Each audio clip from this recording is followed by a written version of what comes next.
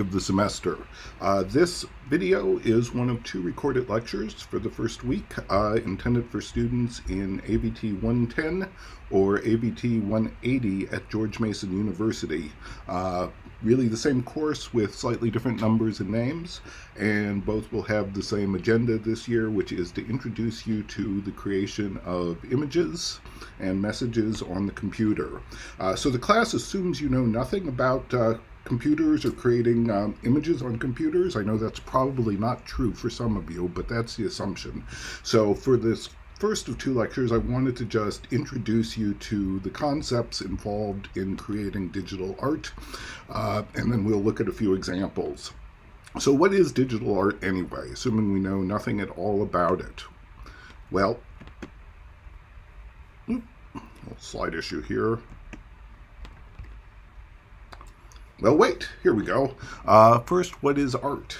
Well, to me, art is just a fancy way of saying communication. Art is kind of a troublesome word.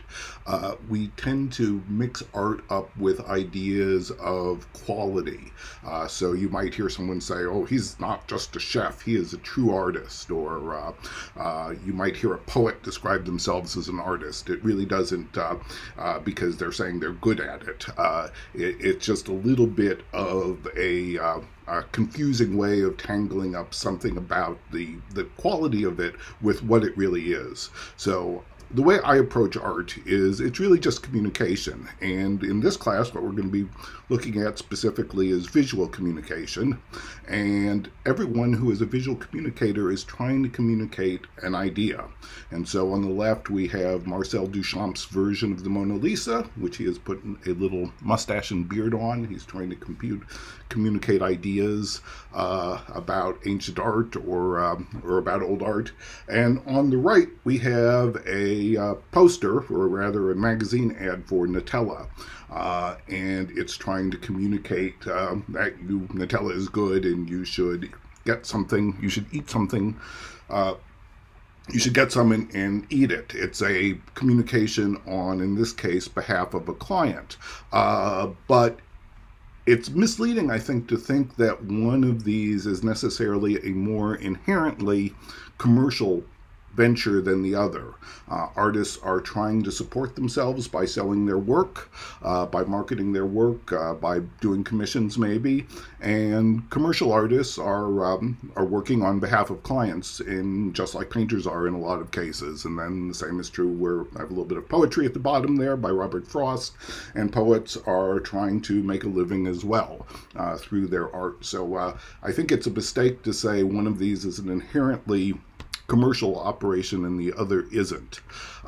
So what is digital art? Digital art is just short that is work that is made on the computer, and it's also almost always intended to be consumed as reproduction. So in other words, once you finish a piece of work on your computer screen, you don't carry your physical computer to the gallery and set it up and show your computer.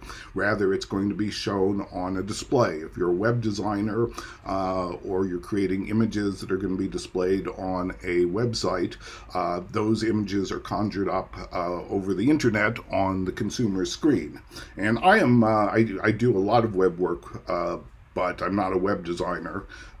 But I'm primarily a print designer, and the same is true of what I create on my screen, is that it is ultimately burnt onto a plate, and the plate is inked, and it goes through a press, and then physical copies of it are shipped out to bookstores or magazine stores, or mailed to subscribers or whoever consumes that. So what you make on your screen is going to be shown on someone else's screen, or it's going to be printed. It's not work that is like a painting that you just have this physical artifact. It's something that could be reproduced again and again and again. So the form art takes is not necessarily, or what it looks like is not necessarily indicative of how it was created. So this is a program called Procreate, and if you look in a little bit closely at this, you can zoom in just a little bit, you can see it has this really kind of brushy quality, as if it was painted with physical paint. Let's zoom that back out. There we go. And this is also a program called Adobe Fresco, and these programs are, by the way, Procreate, if you have a tablet, is very inexpensive.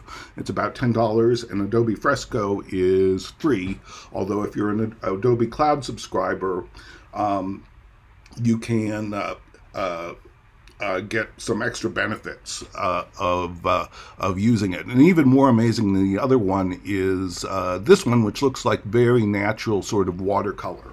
But this was done on a computer, and we're not going to look at either of these programs this semester, but we will look at Photoshop. And if you have a pressure-sensitive tablet and Photoshop, you can get effects a lot like both of these on the computer as well.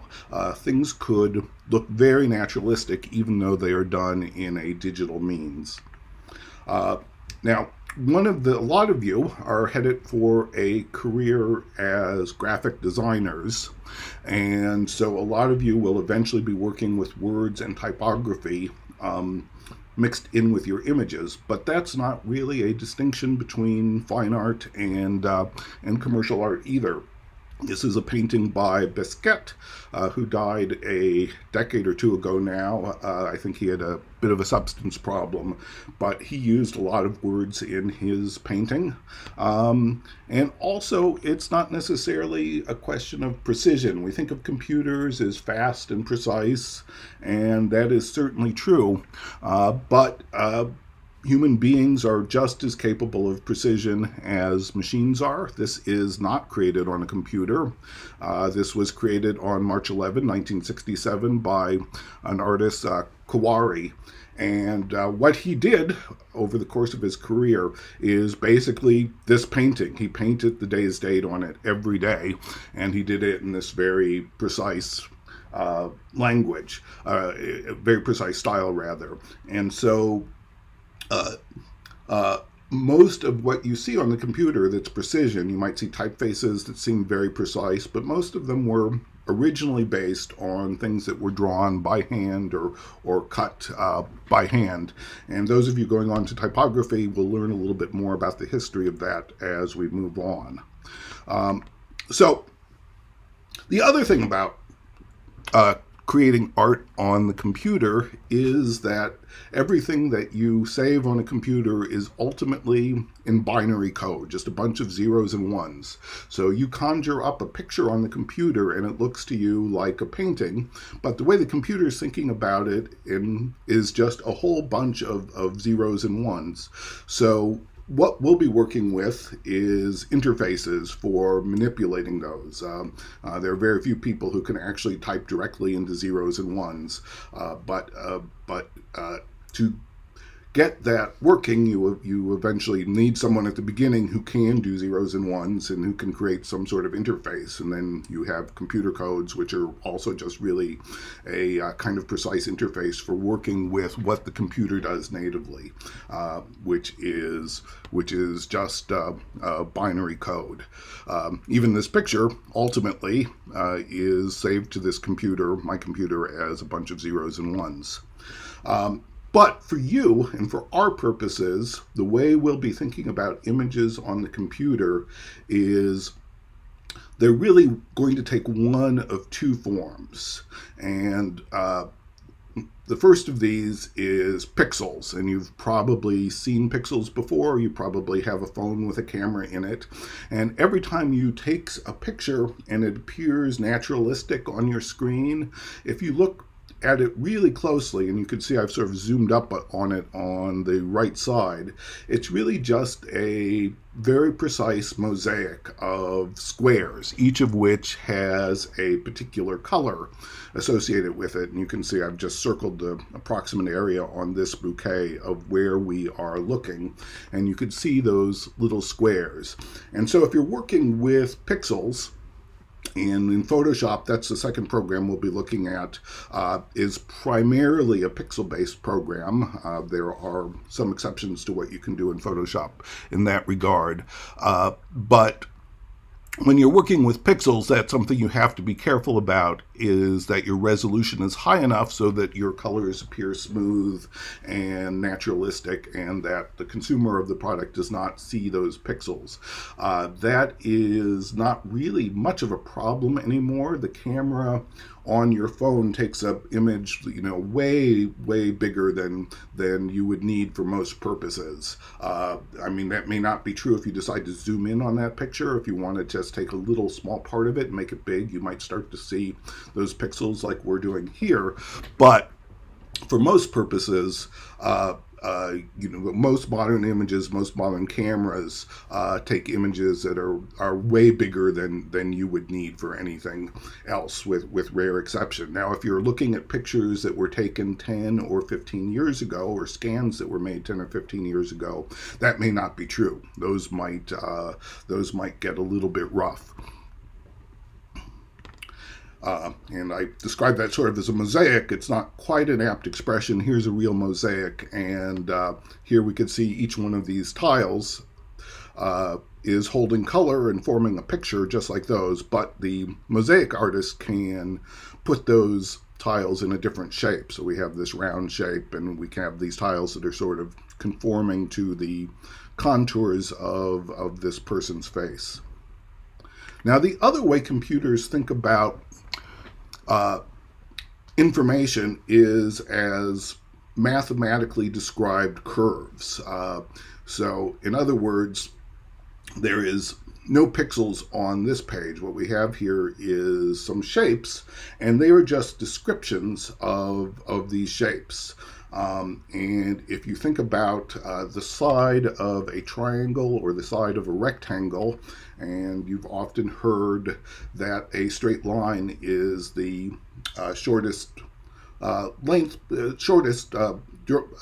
of space between 2 points, that's exactly what's happening with these shapes. There is a point here and a point there, and the computer is remembering where those points are, and it's remembering that there is supposed to be a line between them, and so that is how this shape is described. And if we zoom in on this time, we can keep zooming and zooming and zooming,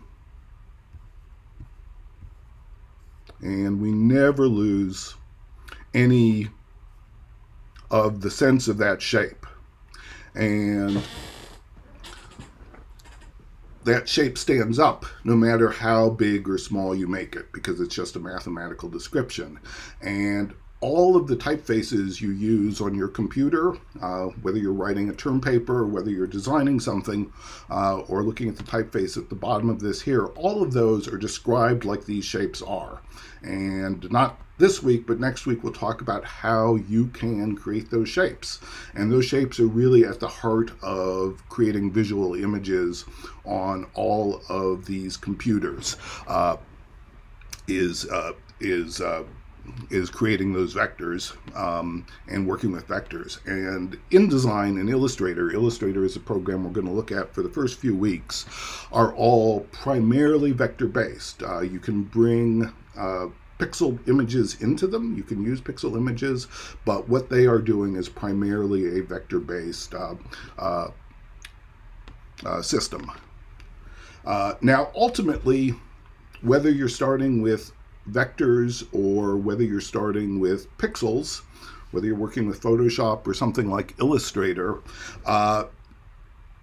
it eventually gets rendered as dots eventually, because everyone's screen has a bunch of dots like the ones on the right, just sort of a row of beads. I think very few people have the old-fashioned fat screens anymore that used to have a cathode ray tube in the back and would light up a little bead in the front of the screen.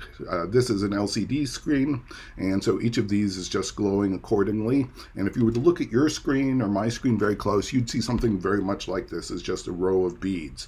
And if you're sending something to print, It gets conveyed as a bunch of dots, and all of those dots are made up of even smaller dots. The way a printing plate is imaged is there's a laser, and the laser goes across that plate and either puts a spot where there's going to be ink or a emptiness where there's not going to be ink, and it images the plate that way. But if you're working with vectors, you know that no matter how high a resolution that plate is imaged or how big that image is made, it is going to be absolutely perfect, or as perfect as that printer is capable of producing it. And I'm sure you're familiar with resolution with your home printer. If you have a home printer, the school printer, if you've ever bought a printer, one of the things they brag about is the resolution, how small a dot they can get.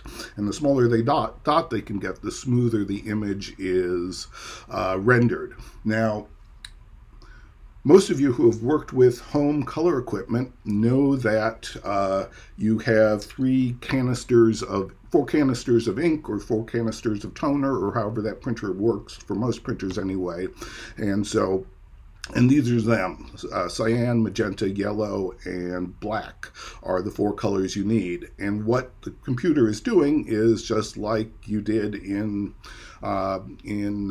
elementary school, is mixing these colors together to create a simulation of a full color range. So obviously magenta or red and yellow mixed together, you're going to get you in your orangey range. The magenta and the cyan mixed together are going to get you in your purple range. And then the black is just going to darken that, and the white of the paper, if it's printed on white paper, is going to lighten it.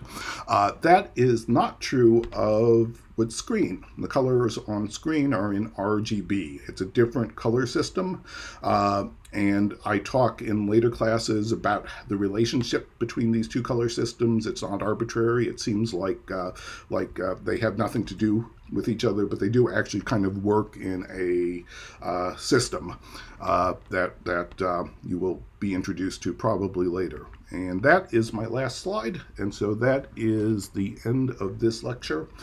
In my other lecture, I am going to talk about the Illustrator and Adobe interface, and we're going to talk about some basic tools for creating shapes in Illustrator. We're going to look at just some basic vectors, sort of like the basic vectors I showed you, the triangle, the square, and the rectangle,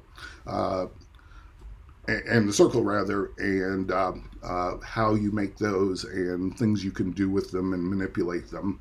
And then we'll talk about, we'll wait till a later week to talk about how you can create your own vector shapes. So that is it.